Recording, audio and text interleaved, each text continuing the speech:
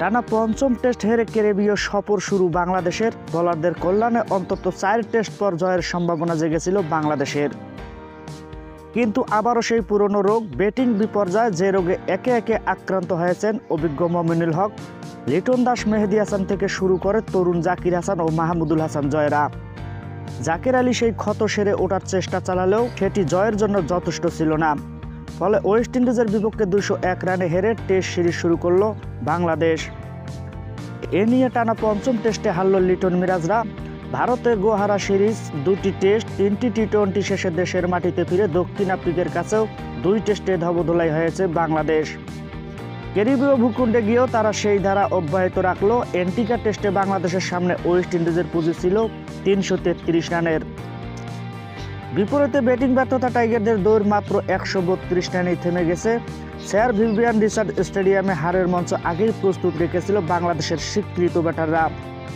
লক্ষ্য তারা গতকাল চতুর্থ দিন শেষ হওয়ার আগেই তারা 109 রানে 7 উইকেট হারিয়েছে। তখনও তারা ওয়েস্ট ইন্ডিজের চেয়ে 224 রানে পিছিয়ে।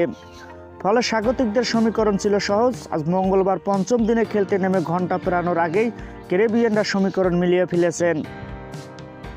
শেষ উইকেটে ব্যাটে থাকা শরীফুল ইসলামের কাঁধে আঘাত করে আলজারি জোসেফের একটি বাউন্সার। ফিজিও এসে তাকে পরীক্ষা করল। রিটায়ার্ড হার্ট ঘোষণা দিয়ে মাঠ ছাড়েন ক্রিজে থাকা শরীফুল তাসকিন। পঞ্চম দিনে খেলতে নামার আগেই অবিশ্বাস্য কিছু ঘটনা না ঘটলেও বাংলাদেশের হার ছিল অবধারিত।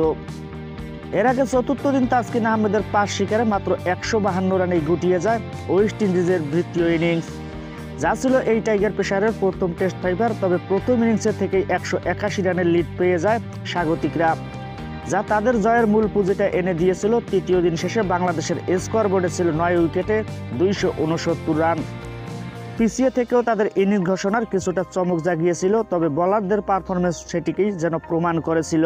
কিন্তু ব্যাটাররা তার মূল্য দিতে পারলেন না। দ্বিতীয় ইনিংসে বাংলাদেশের হয়ে ব্যক্তিগত সর্বোচ্চ 45 রান করেছেন মেহেদী হাসান মিরাজ। নাজমুল হোসেন শান্তর অনুপস্থিতিতে এই সিরিজে অধিনায়কত্ব সামলানোর এই অলরাউন্ডারের পর উল্লেখযোগ্য কেবল 31 রান আসে জাকের আলীর ব্যাটে।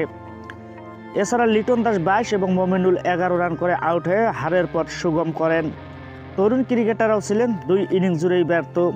দ্বিতীয় ইনিংসে 2 ওপেনার জয় 6 রান করেছেন ও জাকির 0 রানে আউট হন। শাহাদত হোসেন দীপুর ব্যাটে আসে কেবল মাত্র 4 রান। ওয়েস্ট ইন্ডিজের হয়ে দ্বিতীয় ইনিংসে সর্বোচ্চ 3টি করে উইকেট নিয়েছেন ক্যামার রোজ ও জেডেন সিলস। এছাড়া আলজারি 2 এবং শামার জোসেফ নেন 1 উইকেট। এর আগে ওয়েস্ট ইন্ডিজের অল্পতে গুটিয়ে দেওয়ার পথে তাসকিন 60 রানে নেন 6 উইকেট, যা টেস্টে তার ক্যারিয়ার সেরা বোলিং ফিগার।